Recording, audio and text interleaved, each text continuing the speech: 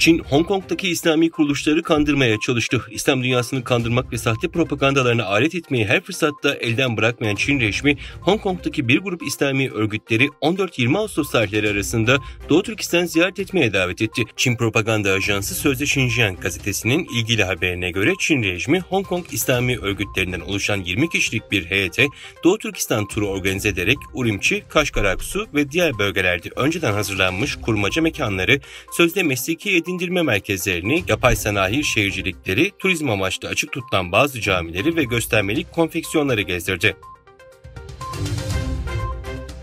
Çin ile Pakistan arasında ilk defa tır nakliye faaliyeti başladı. Başlangıç olarak ceviz, çelik boru ve tekstil gibi köle emeği ürünler yüklü 5 tır Kaşgar'dan Pakistan'a doğru yola çıktı.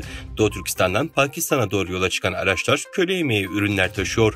Bu Çin ile Pakistan arasındaki ilk tır nakliye faaliyeti olma özelliği taşıyor.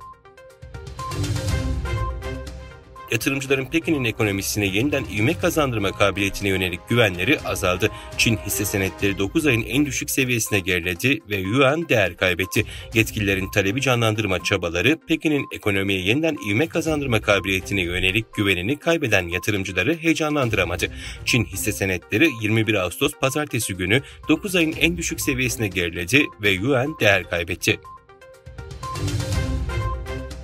Amerika Birleşik Devletleri'nde yapılan bir araştırmaya göre Çin'in COVID-19 salgını sırasında uyguladığı sıfır Covid politikasından aniden çıkmasını takip eden 2 ay içerisinde 2 milyon kişi öldü. Seattle Merkezi Kanser Merkezi tarafından yapılan çalışma, Çin'deki bazı üniversiteler tarafından yayınlanan ölüm verileri ve internet aramalarından elde edilen verilerden yola çıkarak yapıldı. Wall Street Journal'ın haberine göre CNNC olarak bilinen Çin'in kamuya ait bir şirketi olan China National Nuclear Group, Suudi Arabistan'ın doğu bölgesinde Katar ve Birleşik Arap Emirlikleri sınırına yakın bir yerde nükleer santral inşa etmek için teklifte bulundu.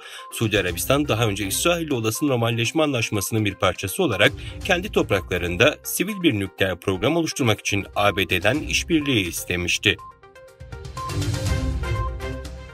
Voice of America'nın haberine göre Japonya, Çin'in Doğu Çin Denizi'ndeki askeri varlığını giderek arttırmasına karşılık önümüzdeki 4 yıl boyunca savunma programına milyarlarca dolar yatırım yapacak. Ancak Japon hükümeti ülkenin en tanınmış teknoloji ve sanayi devlerini tüketici ürünleri imalatının yanı sıra daha fazla silah üretmeye ikna etmede zorlanıyor. Kırgızistan'da mali dolandırıcılıktan aranan Çin vatandaşı Kazakistan'daki Almatı Havalimanı'nda gözaltına alındı.